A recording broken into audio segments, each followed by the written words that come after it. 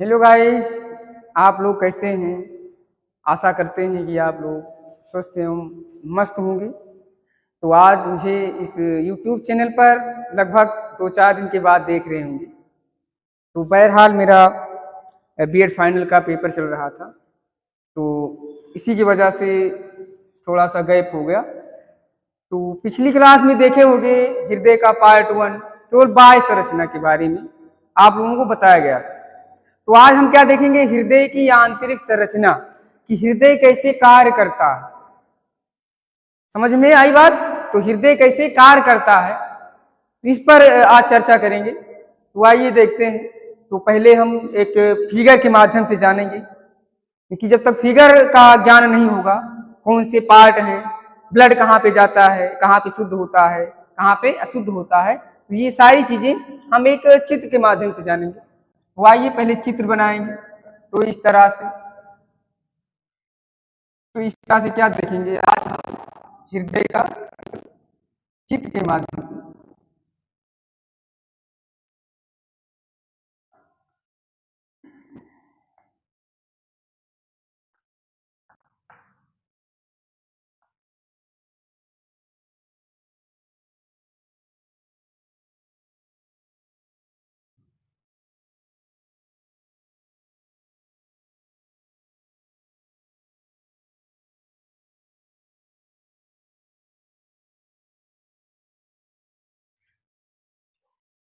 तो क्या है, ये 4 चेंबर दिखाई दे रहे होंगे आप। मतलब हृदय क्या है, आंतरिक संरचना। आंतरिक संरचना में हृदय को किस काट में काटेंगे कि हृदय का संपूर्ण हिस्सा दिखाई देगा। तो हृदय को किस काट में काटेंगे, अनुदैर्ध्य काट। अनुदैर्ध्य काट मतलब ऊपर से नीचे की तरफ, खड़ी काट जिसको बोलते हैं।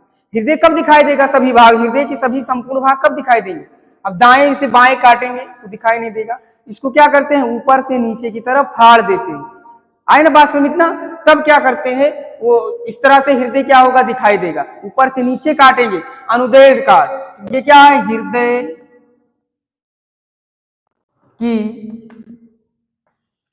की अनुदैर्ध्य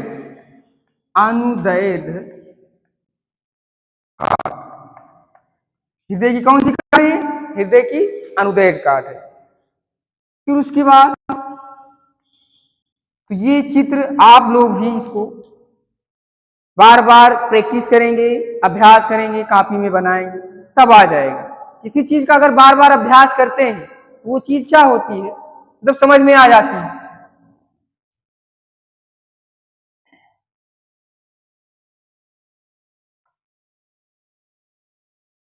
तो इस तरह से ये क्या हो गया, एक हृदय की आंतरिक संरचना का निर्माण हो गया। तो ये क्या है, हृदय की अनुदैर्ध्य काट। इसको हम क्या दे रहे हैं, कुछ नामांकन करने के लिए। तो हृदय की अनुदैर्ध्य काट। अब आगे देखेंगे, सबसे पहले ये हृदय का क्या है, कौन सा चेंबर है हृदय में। उस दिन बताया गया था हृदय के बाह्य भाग में कितने कक्षक होते हैं, हृदय में कितने कक्षक होते हैं हृदय में। तो लगभग 4 कक्षक। कितने कक्षक, 4 कक्षक। तो ये क्या है, फर्स्ट दायां अलिंद। कुल मिलाकर के हम कह सकते हैं 2 ही पार्ट। 2 ही पार्ट होते हैं, एक में 2, दूसरे में 2। हृदय में अगर देखा जाए तो 2 हिस्से होते हैं, ये ऊपर वाले, समझ रहे हो ना। अलिंद इस तरफ अलिंद हो जाएगा, इस तरफ नीले हो जाएगा, समझ रहे हो ना इतना। ये क्या हो गया, दायां अलिंद हो गया। राइट अल्टरीज, क्या बोलते हैं इसको, राइट अल्टरीज बोला जाता है। राइट अल्टरीज, समझ गए ना, राइट अल्टरीज, दायां अलिंद, ठीक है ना। और उसके बाद बाई मतलब दाहिनी तरफ है, लेकिन हमारी देखने से क्या होता है, मतलब इस साइड ऐसे हृदय बना। ये क्या हो गया, बायां, ये क्या हो गया, दायां, ठीक है ना। ये क्या हो जाएगा, बायां अलिंद, बायां अलिंद मतलब लेफ्ट अल्टरीज, लेफ्ट अल्टरीज। फिर आइए आगे देखते हैं। ये वाला 4 कक्षक दिखाई दे रहे हैं वैसे स्पष्ट रूप से, इसको देखेंगे। ये है दायां निलय। ये क्या है? दायां निलय। और ये क्या है? बायां निलय। ठीक, तो देखते हैं, केवल हिंदी ही देखो आप लोग, नहीं तो फिर समझ में नहीं आएगा, है ना। केवल हिंदी हिंदी देखो, क्योंकि सभी लोग वैसे अधिकतर क्या होते हैं, यूपी बोर्ड वाले होते हैं, है ना। तो दायां अलिंद, बायां अलिंद, दायां निलय, बायां निलय, मतलब ऊपर इस तरफ से मान लीजिए, ये इस तरह से एक भाग में दो हिस्से होते हैं, दूसरे भाग में दो हिस्से होते हैं। ऊपर वाला हिस्सा अलिंद, नीचे वाला हिस्सा निलय होता है। समझ रहे हो ना इतना? अब आगे देखेंगे, मतलब ब्लड। अब इसको क्या देखते हैं? ये है अग्र महाशिरा। इसको क्या बोलते हैं? अग्र महाशिरा। ठीक, सुपेरियर, सुपेरियर वेना कावा, ठीक है ना। निचले वाला क्या होता है? पश्च महाशिरा, इंफीरियर वेना कावा, पश्च महाशिरा। ठीक, ये क्या है? इसको बोलते हैं धमनी। इसको क्या बोलते हैं? धमनी। आई बात समझ इतना? ये क्या है? धमनी है। और ये सारी चीजें इस तरह से, ये सारी चीजें क्या है? इसको बोलते हैं शिराएं। इसको क्या बोलते हैं? शिराएं या बेन्स। और यहीं पर एक लगी होती है क्या? कोरोनरी धमनी। अब इसके बाद यहाँ पर इस तरह से ठीक इस तरह से कपाट लगे होते हैं। आई बात में क्या होता है? कपाट। इसको क्या बोलते हैं? त्रिवलन कपाट। इसको क्या बोलेंगे? त्रिवलन कपाट। हृदय के दाहिनी तरफ कैसा कपाट होता है? त्रिवलन। मतलब वलन का मतलब क्या होता है? ये 3 बार इस तरह से घुमा हुआ होता है। वलन का मतलब वलय चीज, मतलब गोलदार कोई चीज। तो हृदय में 3 जो कपाट होते हैं भित्तियों के बने हुए, वो 3 वलन मतलब 3 वलय होते हैं, उसमें 3 पार्ट होते हैं। और किसके मतलब कपाट मतलब भित्त। ठीक, 3 द्वार या 3 कपाट होते हैं किस तरफ? हृदय के दाईं तरफ। और इधर द्विवलन कपाट, दाईं तरफ त्रिवलन, बाईं तरफ द्विवलन कपाट। आई बात समझ में ना? अब उसके बाद ये हिस्सा जो इसके पीछे, ये कहां को गया होता है? ये फेफड़ों को सीधा। इसका संबंध कहां से होता है? फेफड़े से होता है। कहां से होता है? फेफड़े से। आई बात समझ में ना? अब आगे देखते हैं। अब इसके हम क्या देखेंगे? कार देखेंगे। तो कार ज्यादा कुछ है नहीं, है ना, बस ये डांसिंग पर आधारित है इसका कार। बस जैसे डांस करते हो ना आप लोग, वैसे ब्लड भी इसमें डांस करता है। आई बात समझ इतना? तो देखेंगे, अब देखेंगे हृदय में ब्लड कहां पे जाता है, कैसे कार्य करता है। तो सर्वप्रथम ये क्या देख रहे हो? अग्र महाशिरा। ये क्या है? अग्र महाशिरा। ये कहां को? ये शरीर। इनका संबंध कहां से होता है? शरीर से। ठीक है ना, शरीर से क्या आती है? अग्र महाशिराएं।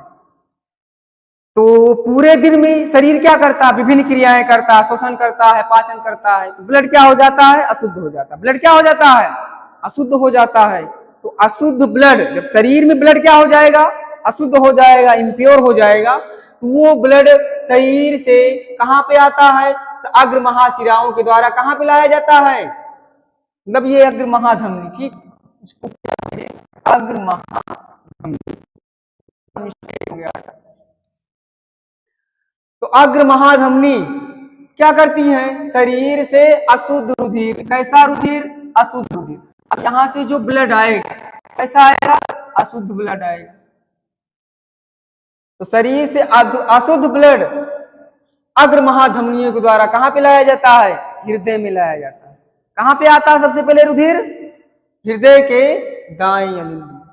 तो सर्वप्रथम अग्र महाधमनियों द्वारा जो रुधिर होगा वो कहां पे आएगा? दाएं अलिंद में आएगा।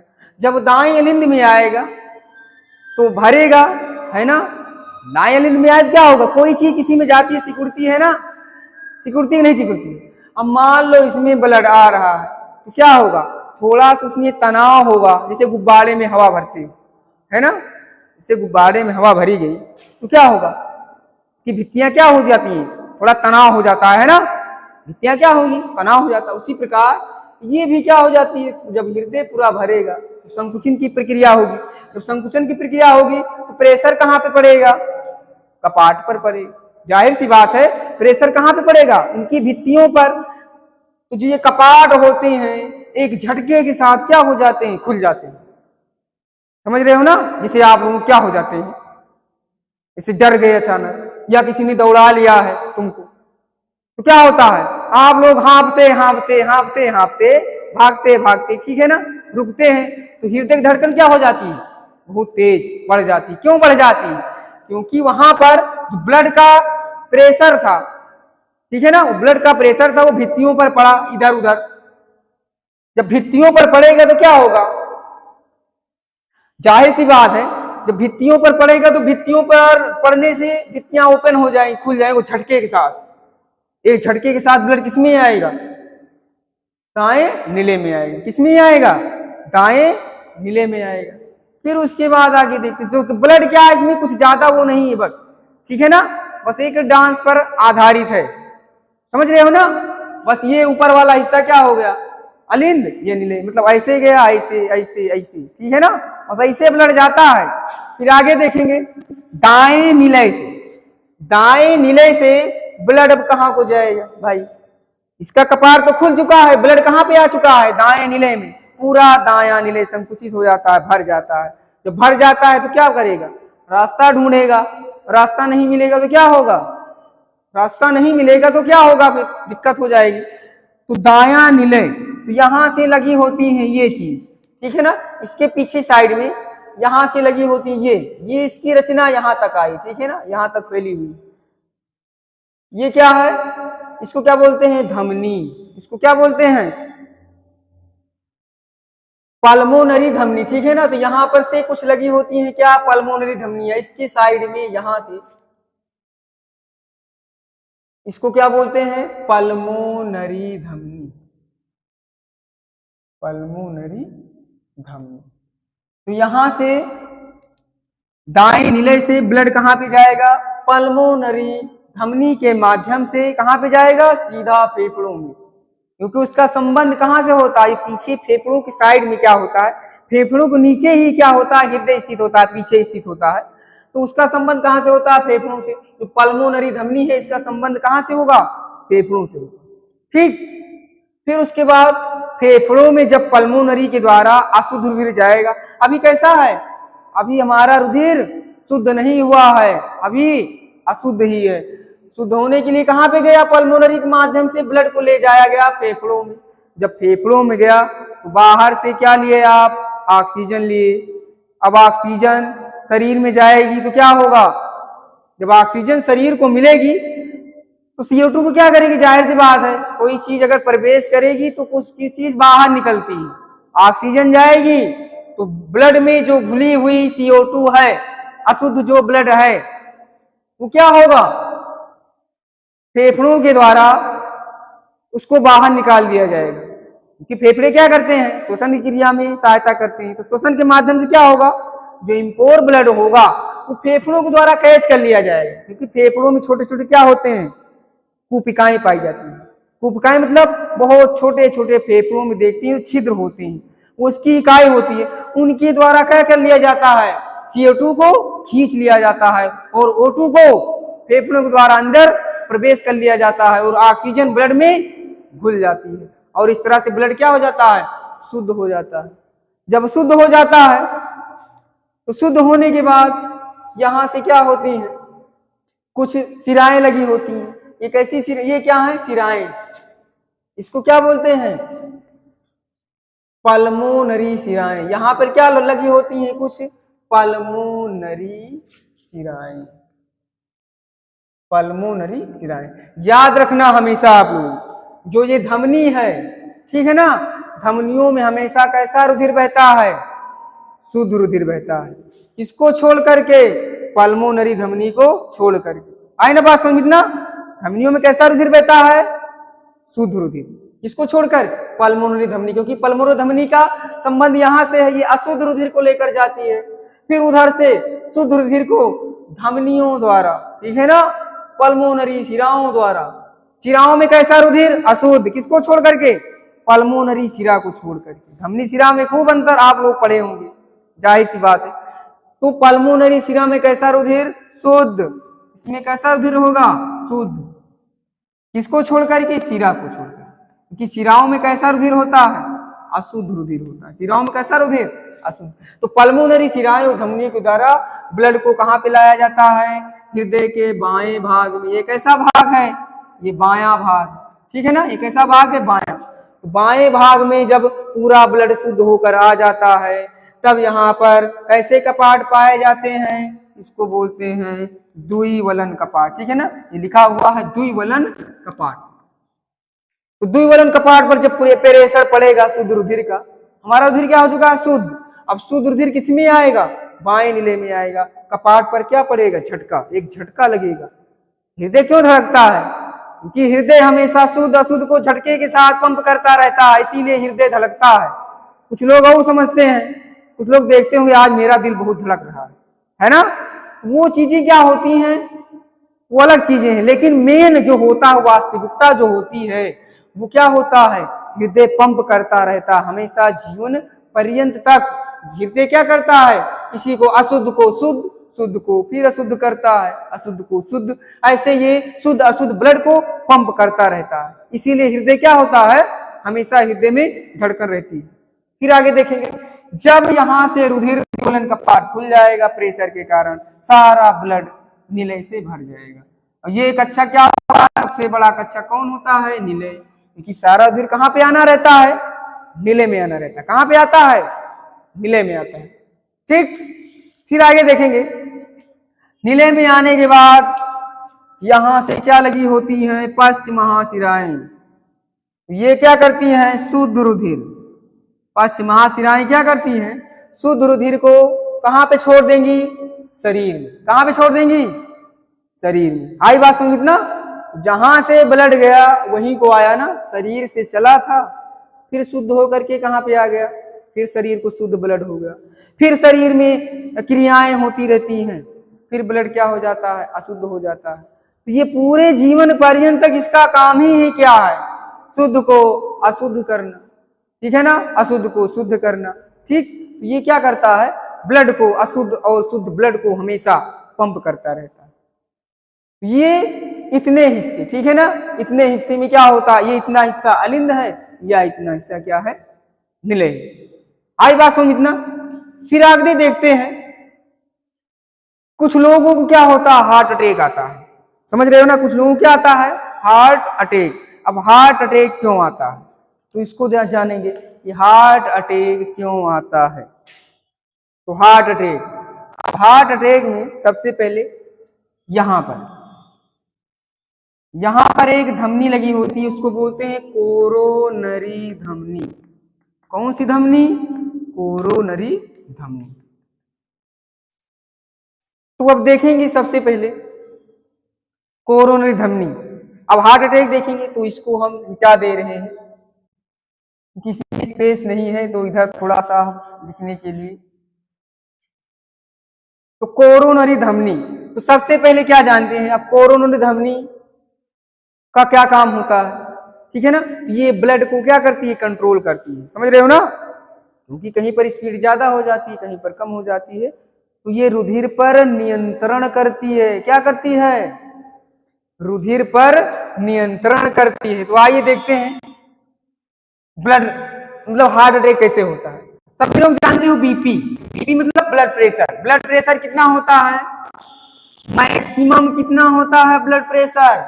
120 mm। Maximum blood pressure 120 mm। Minimum कितना होता है? मिनिमम कितना होता है? 80 mm। mm का मतलब क्या होता है? मिलीमीटर। mm का मतलब मिलीमीटर होता है। और जो ये एक द्रव है, ठीक है ना, इसके अंदर क्या भरा रहता है? रुधिर के रूप में द्रव। जो उसकी स्पीड होती है हार्ट के अंदर, उसको किसमें मापते हैं? बाह्य संरचना मापते हैं, गैलन में मापते हैं। समझ रहे हो ना, किसमें मापते हैं, गैलन में मापते हैं। तो BP blood pressure, blood pressure क्या होता है, जो धमनी की जो भित्तियां होती हैं या सिराओं की जो भित्तियां होती हैं, तो इसी दोनों में ही तो ब्लड बहेगा। और स्पीड क्या होती है, कहीं पे ज्यादा कहीं पे कम, क्योंकि भित्तियों पे क्या लगता है, एक प्रेशर लगता है जिसको क्या बोलते हैं, ब्लड प्रेशर या रुधिर दाब। भित्त पर डाला गया दाब क्या कहलाता है, रुधिर दाब। तो अधिकतम 120 mm, 120 mm के ऊपर जहां रुधिर जाएगा क्या होगा, रुधिर का बहाव बहुत तेज हो जाएगा। रुधिर क्या करेगा, बहुत जल्दी जल्दी पंप करने पड़ेगा, हृदय को क्या करना पड़ेगा, ज्यादा कार्य करना पड़ेगा, क्योंकि रुधिर की स्पीड क्या हो जाएगी, ज्यादा हो जाएगी। जब रुधिर की स्पीड ज्यादा हो जाएगी, मतलब 120 के ऊपर स्पीड हो गई ब्लड की, जो ये कोरोनरी धमनी रहती है, ठीक है ना, ये क्या होती है, फट जाती है। समझ रहे हो ना, ये कोरोनरी धमनी फट जाती है। जब फट जाएगी तो क्या होगा, पूरा हृदय ब्लड से भर जाएगा, वो पंप कर ही नहीं सकता, और हृदय क्या हो जाएगी, धड़कना बंद।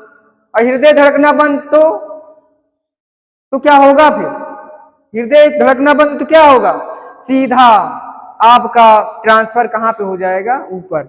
आपका ट्रांसफर कहां पे हो जाएगा, सीधा ऊपर हो जाएगा, मतलब मृत्यु हो जाएगी। आगे ना बात समझ ना। फिर आगे देखते हैं, इसकी बात कर ले, मिनिमम मतलब न्यूनतम, न्यूनतम कितना होता है, 80। अब इसके नीचे आएगा, 80 के नीचे जहां आया, ब्लड की स्पीड इतनी धीमी हो जाती है कि ये जो बेचारी सिराएं हैं ये थक जाती हैं, ठीक है ना, मतलब एकदम ढील ढाल हो जाती है, चिपक जाती है।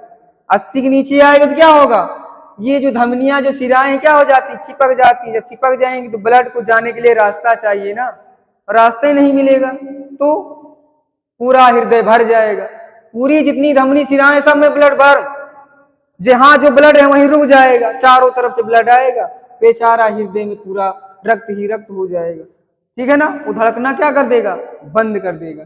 इस तरह से क्या हो जाता है, हार्ट अटैक हो जाता है। किस पर, कोरोनरी धमनी, ये बेचारी क्या हो जाती, चिपक जाएगी, इसमें ब्लड क्या हो जाएगी, चिपक जाएगा, और स्पीड ज्यादा फट जाएगी, स्पीड कम चिपक जाएंगी। किस पर, यही कोरोनरी धमनी पर, यही फटती है और सिकुड़ती है।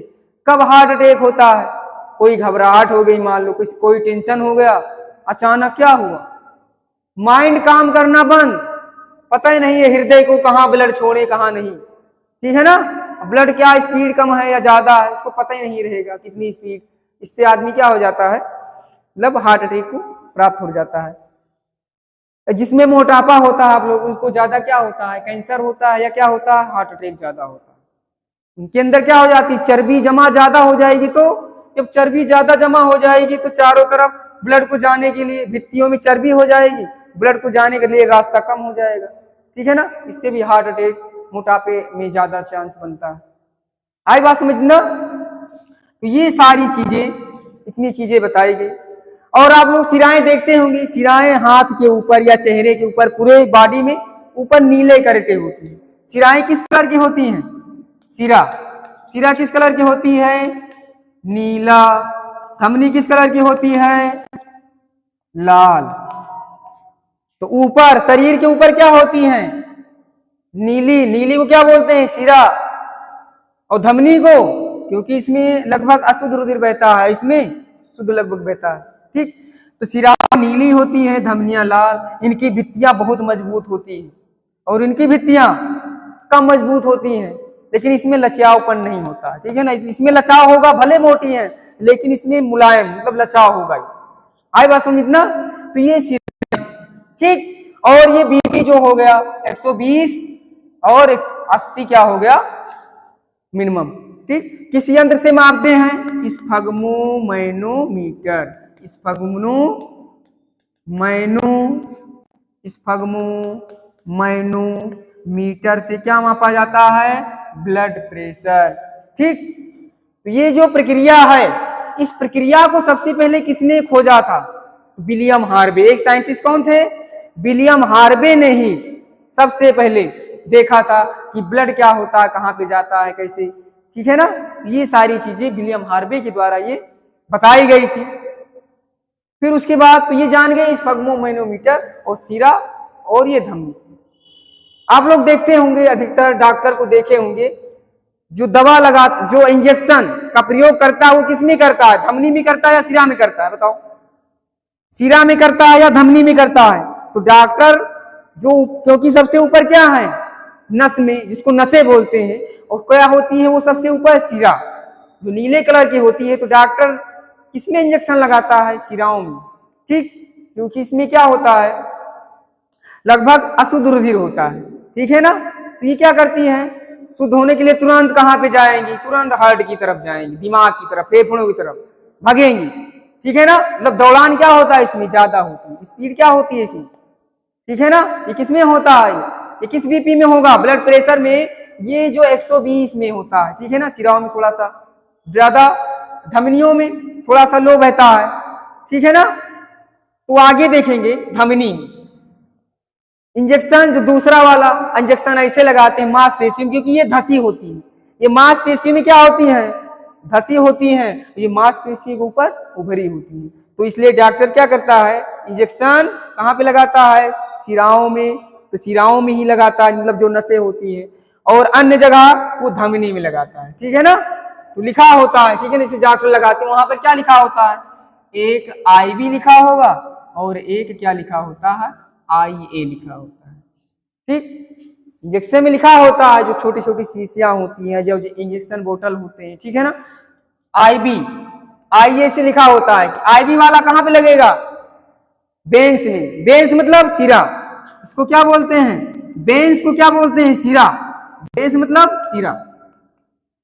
तो IB इसको किस में लगाना है, सिराओं में लगाना है, और IA को उसको धमनियों में लगाना है, आर्टरीज, ठीक है ना। आर्टरीज मतलब, तो आर्टरीज हो गया ये। तो इस तरह से क्या करता है डॉक्टर, सिराओं या धमनियों में इंजेक्शन के द्वारा दवाओं को प्रवेश कराता है। तो ये इतनी सारी चीजें हो गई। तो आशा करते हैं आप लोगों को कुछ ना कुछ तो समझ में आया ही होगा। तो ये रहा पार्ट 2 हृदय का, आंतरिक संरचना कैसे कार्य करता है, कहाँ पे